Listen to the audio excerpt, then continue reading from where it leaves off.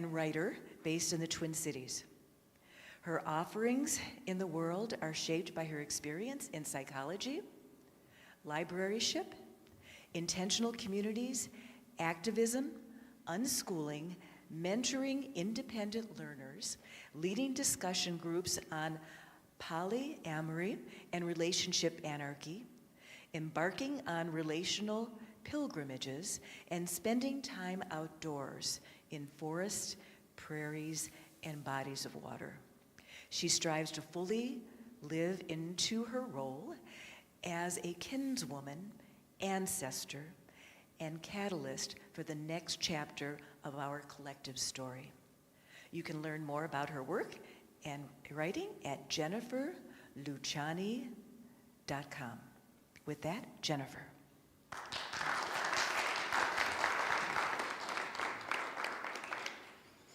Thank you so much, Tina, and thank you all so much for being here. It is really wonderful to join you here today. Today I'll be speaking about staying curious about relational possibilities. And I'll begin with a story from my own life.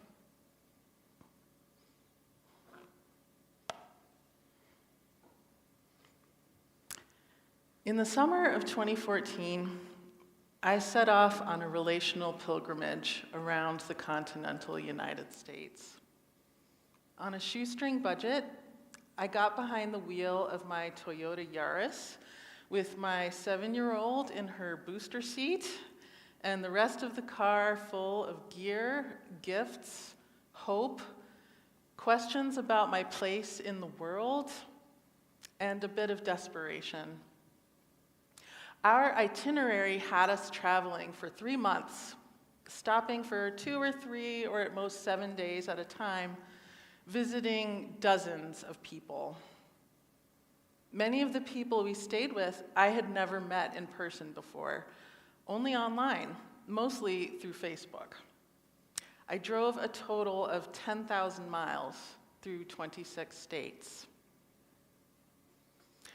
What drove me forward to embark on such a trip?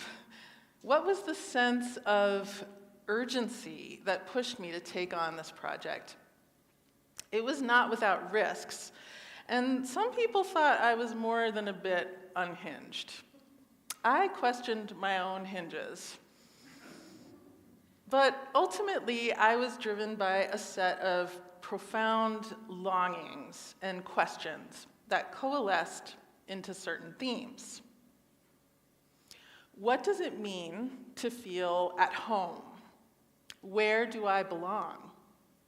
Who are my people or my chosen family? With whom do I belong? Why do I feel utterly lonely and trapped in my current life circumstances? And how can I take bold steps to change that? What does it mean to be a good parent? How can I support my own needs and also fully nurture my child? What values am I modeling? We visited a few old friends along the way, but for the most part, we met up with people I'd met online. These were people with whom I had shared many vulnerable thoughts and feelings about the nature of modern life, concerns about climate change and other disturbing global issues, strategies for parenting, meaningful work, gardening and other shared interests, and most especially thoughts about relationships, friendships, and community. The more I connected with people in a deep, emotionally intimate way through social media, the more I felt frustrated by the geographic distance between us. While my child and I were experiencing a series of relational dissolutions and breakdowns in our immediate surroundings, I was simultaneously reaching out daily for relational sustenance and a sense of community through the pixelated universe. The disembodiment of those connections bothered me intensely. Why couldn't I just reach out and hug these people? Why couldn't I genuinely show up for them and they for me? I decided to hatch a plan to travel, to finally meet these people in person and find out if there was genuine substance to our connection. Spoiler, there was not a single instance of me being wrong about the realness of our connection. Everyone was pretty much exactly who they presented themselves to be online. We also met many of their partners, children, family members, friends, community members, and pets. It was overwhelming to be greeted with such kindness and generosity in dwellings ranging from humble, such as a converted school bus, to opulent, an entire suite in someone's home. The experience of so many hellos and goodbyes in rapid succession, combined with many long, intense conversations and bearing witness to the fullness, beauty, and often tragedy in people's lives, was staggering. I was not prepared for the physical and mental work of all that driving, visiting, adjusting to new environs and people, conversing, solo setup and takedown in campgrounds, and of course, parenting. Our brains were stuffed full of all we had seen and heard. On one long day of extended driving, half the length of California, my daughter and I didn't speak for about 6 hours. And finally, I asked her a question, and she replied, "Not now, I'm thinking." It was an astonishing journey. I treasured every person we spent time with. They showed us immense hospitality and kindness. I treasured the many adventures we had.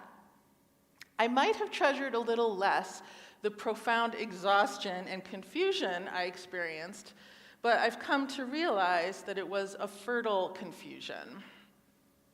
I had far more questions than answers by the time we returned home to Massachusetts. But those questions were launching me on a much longer path towards my own North Star.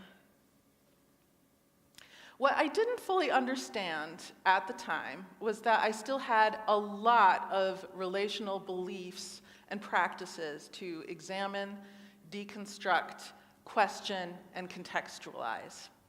And that this was a project that required far more time and effort than a 3-month cross-country pilgrimage. In the years before, during, and since that journey, I've come to orient around some key concepts and philosophies that have helped me make sense of my own life and our collective ways of relating. I'm using examples from my own experience to illustrate these concepts, but my hope is that you all can use my stories and inquiries as a springboard for investigating your own relational past, present, and future. So, what are these key concepts and philosophies? The overarching concept that I keep circling around is what I've come to call expansive kinship. As I'll lay out, I intend this as an umbrella term to contain many other concepts that I've been exploring for decades, but that often left me dissatisfied without being integrated into a more cohesive set of beliefs and practices. Kinship without the expansive qualifier is a topic that has been explored by many, but in this context, I'm defining it well beyond the bounds of conventional understandings of family and relatedness. I'll come back to expansive kinship after describing some other concepts that I came across and delved into across my lifespan. By accident or by circumstance, I continually found myself not fitting neatly into default social expectations, needing to deconstruct what it all meant and allow myself room to pursue a relationally authentic life. As a very young person, Despite abundant messages from everyone around me that straightness was the expected norm, it was clear to me that my desires for romantic and sexual connection were not limited by gender. It would take me some years to find and apply the label bisexual to myself, and some years more before I came out to my family and friends, and even more years after that before the term pansexual was coined. And throughout, I would feel bothered that this still seemed to be describing my relational self in overly narrow terms and in ways that led to stereotypes and stigma. In many ways, calling myself bisexual or pansexual was liberating and opened up much greater relational possibilities for me, and yet I chafed at the lack of nuance in such words. Sometimes the words helped me to feel more seen and understood, but often they seemed to obscure more than illuminate. I did not enjoy being stereotyped and perceived as hypersexual and indecisive, or to have my sexuality somehow become my most defining feature. I thought to myself, my ways of relating are so much bigger than this. Why is everyone so centered around gender? Why have I felt pressure my whole life to follow a very prescribed relational path? In keeping with marinating in gender-based expectations, I also chafed at the slew of demands thrown at me by my culture to perform womanhood appropriately. I was raised with the cultural script of women can and should do it all, meaning I should have a high-achieving and successful career, but also be a devoted wife, mother, and housekeeper within the confines of a nuclear family. I was supposed to be most concerned about how palatable, attractive, smart, and charming I could be for others, to the exclusion of my own wants and needs. None of this felt optional. It felt like my very survival hinged on this performance. I tried my best to fulfill such demands, but it seemed increasingly obvious to me that accepting these terms was a setup for neurosis, burnout, and rage. Who was I in the midst of all those expectations? Was there room for me to consider what I wanted? I didn't have very many role models for resisting such expectations. Economic and relational reality seemed to affirm that I'd better get with the program so I could survive. Everyone and everything around me pointed towards marriage and nuclear family and slotting myself into a good career as the only path to fulfillment and safety. Follow the script, or else. Don't look behind the curtain at who benefits from this exact arrangement. In my relational pilgrimage across the country, it was very much on my mind that I wanted to model certain things to my daughter. I wanted her to understand through lived experience that I, a grown woman, was capable, resourceful, and strong. I could plan, fundraise, and undertake a journey with many complex elements and moving parts without input or control from a partner or institution. I never considered leaving her behind, and in any case, it wasn't an option. I wanted us to travel together. I wanted her to see my strenuous efforts to build connections with people for the benefit of everyone involved. I wanted her to see that I was not passively accepting a damaging relational status quo, one that is all too frequently punishing towards women and femmes, but actively pursuing ways to make things better for both of us. I first heard the word polyamory in the 1990s, and I thought at the time, that's an interesting concept. I think that might fit me. Coined from both Greek and Latin roots to mean many loves, Polyamory is the philosophy and practice of multiple loving relationships at the same time, with the knowledge and consent of everyone involved. Over decades of engaging in polyamory, leading discussion groups, becoming a relational coach, and observing common topics that crop up in polyamorous communities, I've seen repeatedly that people tend to interpret the multiple loving relationships part of polyamory as meaning multiple romantic and/or sexual relationships. For many of us, the increase and flexibility in relational possibilities is a good match for our lives, whether that's experienced as a behavioral choice or an internal felt sense of relational orientation. Simply knowing that this way of relating exists and that compulsory monogamy is not the only option can certainly have expansive effects. Deconstructing mononormativity, however, is often a tall order. Mononormativity is the cultural belief that monogamy is the only acceptable, natural, and ethical way of relating, and that all non-monogamous practices and philosophies are inherently unethical, unsafe, and wrong. Mononormativity tells us that regardless of the needs, preferences, and agreements made between autonomous individuals, everyone should still follow a narrow script. When we've never been offered visible alternatives to this script that are upheld as a healthy part of the variety of human experience, the mere mention of polyamory and non-monogamy can be experienced as threatening.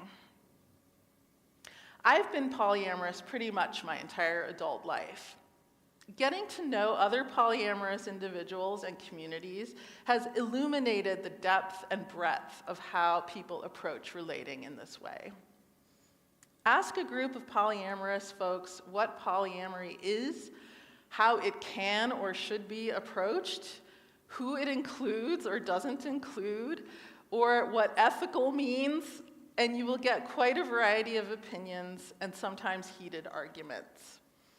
Ask those same questions about polyamory of a group of monogamous folks, and reactions run the gamut, from confusion to acceptance to harshly negative judgments. It's worthwhile to take a minute and explore a bit further this notion of what it means to engage in ethical relationships.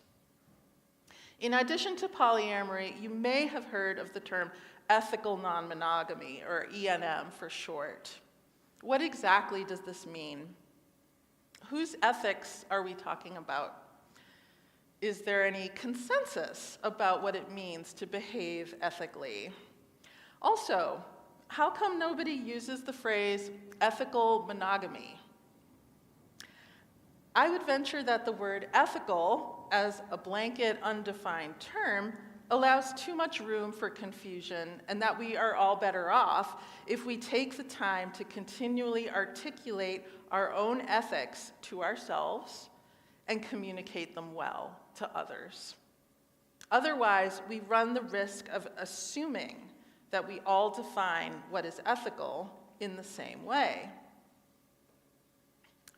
For my part, I believe strongly that ethical relational dynamics are consensual, non-coercive, voluntary, honest, and that all agreements are mutually negotiated and not assumed. And that this extends to every type of relationship, not just romantic or sexual relationships. From this standpoint, I would argue that compulsory monogamy is unethical because of the compulsory part.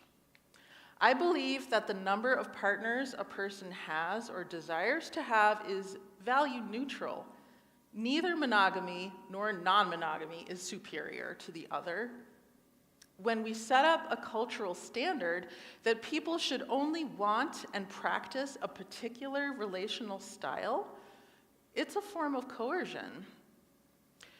If examples of people living healthy, stable lives in non-monogamous relationships are suppressed or vilified, what does this mean for those of us who actively benefit from non-monogamous ways of relating?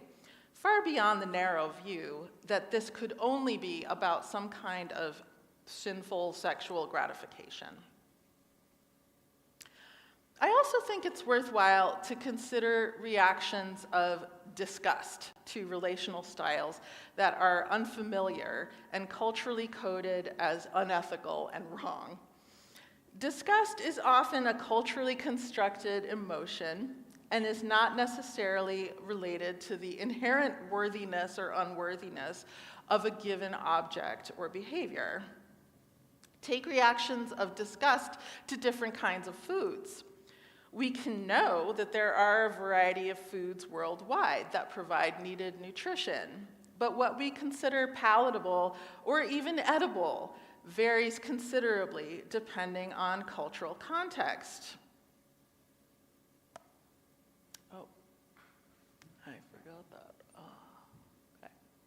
For example, I really love cheese, and I live in a culture where that's considered acceptable. But other cultures might think fermented milk products are completely disgusting. Conversely, other cultures might enjoy eating grasshoppers or crickets.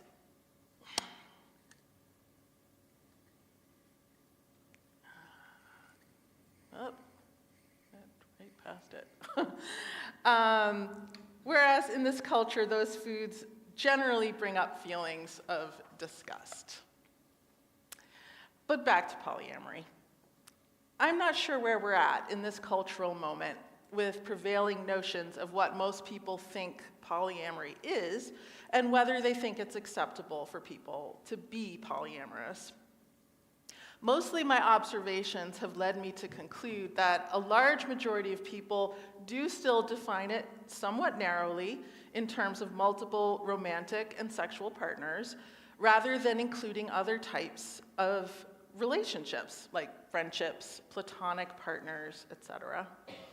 Also, many people who identify as polyamorous do not necessarily spend time deconstructing heteronormativity, patriarchy, gender roles, nuclear family models, or hierarchies in relationships. I used to feel frustrated about this. I think because I wanted polyamory to be able to contain more than what most people ascribe to it. What finally started to ease my frustration was encountering new language and ideas that broadened my sense of relational possibilities. And that began with my discovery of relationship anarchy in 2016. And if you thought people got confused, argumentative, or weirded out by the idea of polyamory, try introducing the idea of relationship anarchy and see what happens. What is relationship anarchy? Is it violent people wearing black, kissing and spreading chaos? Not really. But seriously, what is it? And why did my encountering it as an idea drastically increase my sense of relational possibilities? Relationship anarchy is a philosophy and practice that rejects the notion that there should be prescriptive rules and hierarchies in relationships. Instead, emphasizing that every type of relationship should be mutually negotiated by the people involved in them. Rather than blindly following default social scripts, assigning each of us fixed roles, values, and priorities, we can customize our commitments according to the needs of the people engaged in them. Built on principles of both individual autonomy and community interdependence, relationship anarchy does not rank romantic relationships as inherently more important than non-romantic relationships. There is no pecking order. And while relationship anarchists are often non-monogamous, There is no mandate to be either non-monogamous or monogamous. The whole idea that there should be any compulsory style of relating is contrary to relationship anarchy.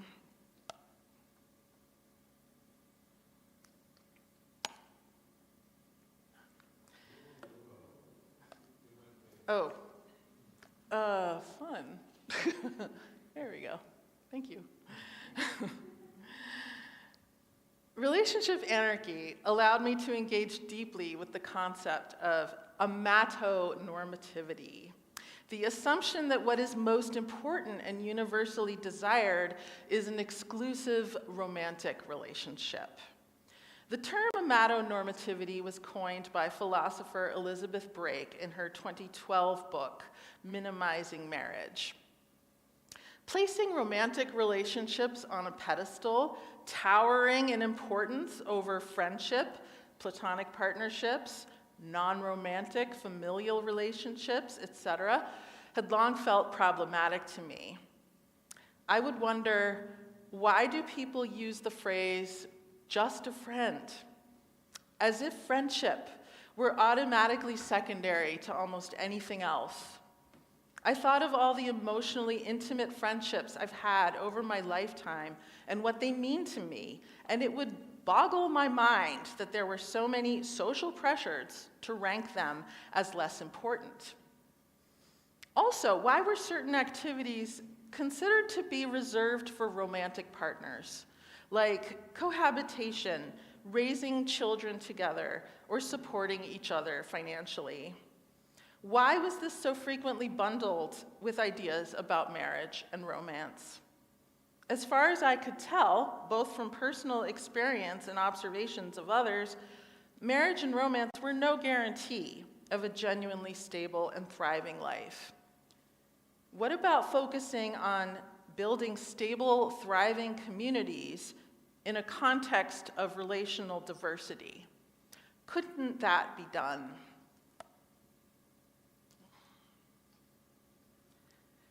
Another concept that I found extremely helpful for understanding and dismantling cultural scripts was the idea of the relationship escalator, the idea that relationships are supposed to follow a defined path of benchmarks that are supposed to signal ever-increasing intimacy, commitment, and legitimacy. The term was coined by Amy Guerin, author of the 2017 book, Stepping Off the Relationship Escalator. The relationship escalator begins at the bottom with making contact, which includes flirting and casual dates. The next step up is initiation or courtship activities and romantic rituals, usually including sexual contact. Claiming and defining is a step on the escalator when there may be mutual declarations of love, the use of role labels such as boyfriend, girlfriend, or partner, telling others that you are a couple or an item, or otherwise asserting relational status, and making or assuming agreements about exclusivity. Moving upward, we become established, and daily rhythms are adapted in order to accommodate each other, including spending time together and communicating regularly. The next step is commitment, or planning a long-term future together. This can also include meeting each other's family of origin. From there, we move on to merging, which usually includes moving in together, sharing finances, and getting engaged to be married. We step on up to the top of the escalator to the conclusion, marriage, which is assumed to be lifelong and permanent, and having children together. Creating a legacy by purchasing a home and raising children may or may not be achievable or desired by everyone, but is generally assumed to be what most people are aiming toward. But what if someone doesn't want these things, or not in this order? What if they want some, but not all of these things? What if they want some elements with certain people and other elements with other people? What if they want to walk away from the escalator entirely and build relationships from scratch?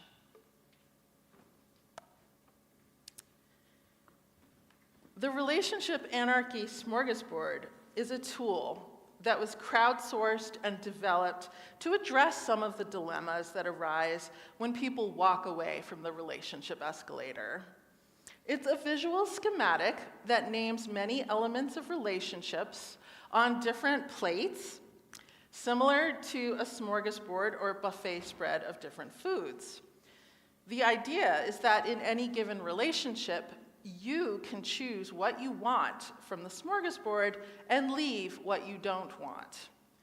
For example, you may want to think about or negotiate agreements around emotional intimacy, physical intimacy, time spent together, companionship, finances, caregiving, public displays of affection, and other elements.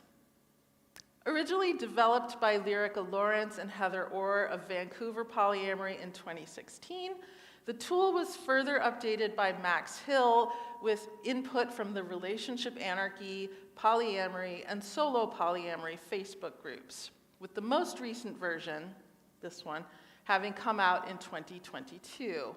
And this tool is freely available at tinyurl.com/RA Smorgasbord.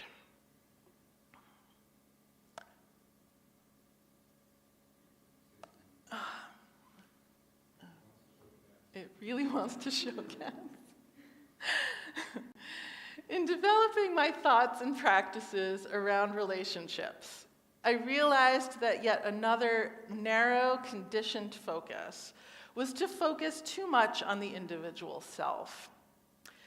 Thinking so much about my wants and needs and my sense of identity was reinforcing the tendency towards hyper-individualism and self-centeredness that is so prevalent in our culture. While individuals still very much matter, what about us as groups, communities, and extended networks of relations? In my urgent pull towards creating and nurturing community, both online and in person, through discussions, long-distance travels, and experiments with various intentional and unintentional communities, I kept wrestling with certain questions. What even is community? Does this word mean what I want it to mean? The word community is thrown around in all kinds of ways, including in the sense of loose associations of people who share a characteristic, but not necessarily any deep interpersonal bonds. People who live in a neighborhood or geographic area are often called a community, even if they have little to no contact with one another. Are the people in a community actually communing? I wasn't convinced that referring to community was helping me describe what I deeply longed for and felt insistently called toward. The more I thought and read and had discussions, the more I converged upon a phrase that seemed to represent a bit more what I was aiming at: expansive kinship. Not simply kinship in the sense of nuclear or extended human families related by blood, but a much broader sense of relatedness. In this vision, there is a clear recognition that all living beings on Earth, human and non-human, are related. We are literally related. You are related to me, to each other, to the spider in the corner, to the trees outside, and to everyone and everything outside of this room. We are in a constant interdependent dance with the living beings, as well as the land, water, air, and all that is. All that we know and all that we do is relational. We can't help it. To see each other as kin requires us to take seriously the joys and responsibilities of relatedness. We profoundly influence each other We can create chosen families on a basis other than the scripts we've been told are the only way. We can become aware of all the consequences of ignoring or demeaning our relatives. We can see ourselves as an inextricable part of a web of kinship, no matter how isolated or lonely we may be in this modern life. Any act of violence affects the whole web, just as any act of love or compassion reinforces it. When we know in our bones that we are kin, we protect each other and put our energy into the common good. We become less self-centered, less greedy, less competitive, less believing that we are just players in some zero-sum game. We matter. Expansive kinship is not reducible to any specific relational identity, sexual orientation, family structure, or community structure. It's more of an embodied set of convictions and commitments, open to learning and adjusting as we mutually co-create our lived experience together. Expansive kinship is radically inclusive. We are relatives, no matter what. And the sooner we perceive and accept our entangled story, the sooner we can make choices that enhance our possibilities for solidarity, resilience, and thriving. This does not mean ignoring real limits of time, energy, and resources. Instead, it means acknowledging that none of us can do it all, but all of us are an integral part of the vast web of belonging. When we stay curious about relational possibilities, when we resist the temptation to fossilize our beliefs about partnership, friendship, and family, we give ourselves and each other grace to be the complex, fascinating, relational humans that we are. In a time of deep division, animosity, and fear, we stand to gain a lot by choosing kinship instead of one-upmanship. Is expansive kinship my last stop on a path to exploring and affirming relational possibilities? I don't know. It's not my aim to settle on a final destination with this.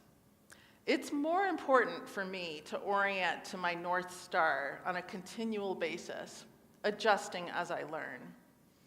In keeping with questions I've been asking for many years about where home is and who my people are, I'm realizing that the moment I think I might have definitive answers, I find the answers upended. For me, at least, home cannot simply be a point on a map. I do feel tempted to borrow a definition of home that I saw on a t-shirt once. Home is where the cat is, and this actually feels closer to the truth. And there we go. Finally, the cat photo. These are my cats. Home is where there are cozy cuddles. Home is where I have mutually supportive relationships. Home is anywhere my kin are, and my kin are everywhere. If I'm open to connection, I can almost always find it. If I'm feeling lonely or trapped, I have tools to reach out, and the conviction that any step I take towards connection and liberation is intimately tied to our collective connection and liberation. Thank you.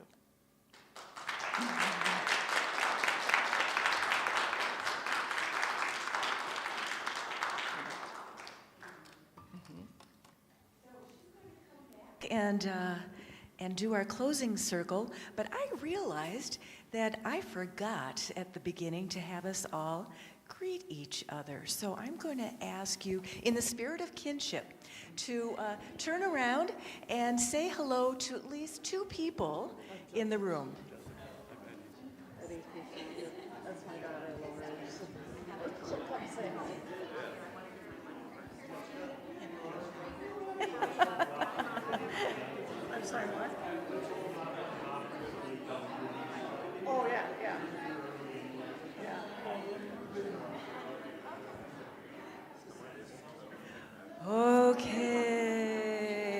There'll be more to come afterwards. Okay. Have a seat. Okay.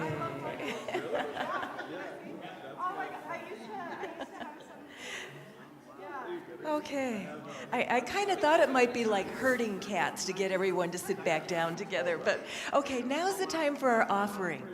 So, to keep up this sense of kinship and to help keep this beautiful building going, I ask you now to think about the offering. Okay. And while you're digging deep, think about all of the things that Lake Harriet Spiritual Community has to offer and wanting to keep this beautiful energy going. So you can dig deep out of your purses today and your wallets today, but you can also go on the website and be a regular donor at LakeHarrietSpiritualCommunity.org. That helps sustain us. And also, there in the baskets, the ushers will be handing out the baskets. There's also the ability to do Venmo. So if you don't have the cash on you now, remember that as well. Okay, ushers.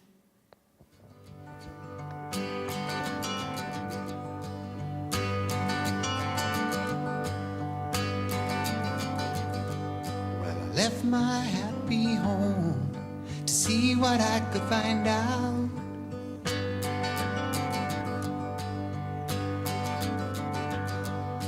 I left my folk and friends with the aim to clear my mind out.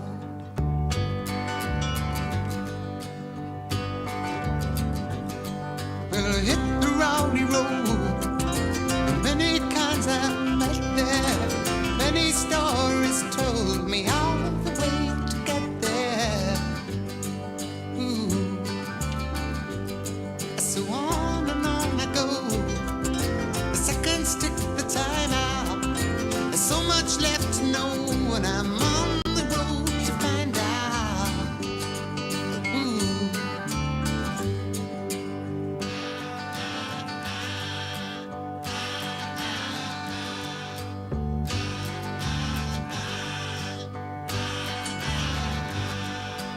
In the end I'll know, but on the way I wonder.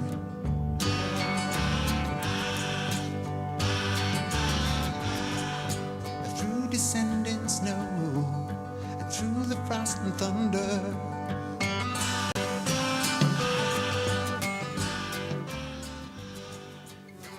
Okay, we have a tradition here of blessing the green. So if you would join me and repeat after me if you'd like. God's perfect love, flowing through me, blesses and multiplies all that I give, all that I receive, and all that I am. Aho. Okay, let's gather around in our closing circle.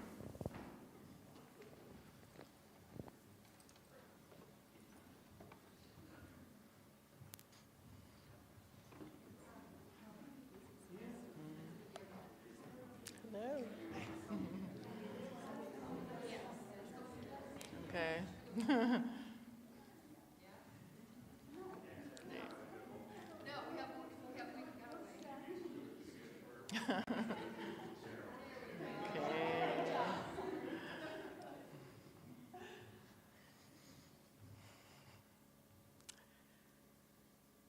Thank you so much for being here in this space together today. May we remember that we are kin. May we remember that we can take that spirit of kinship to every connection that we have and will have. Many blessings. Mm-hmm.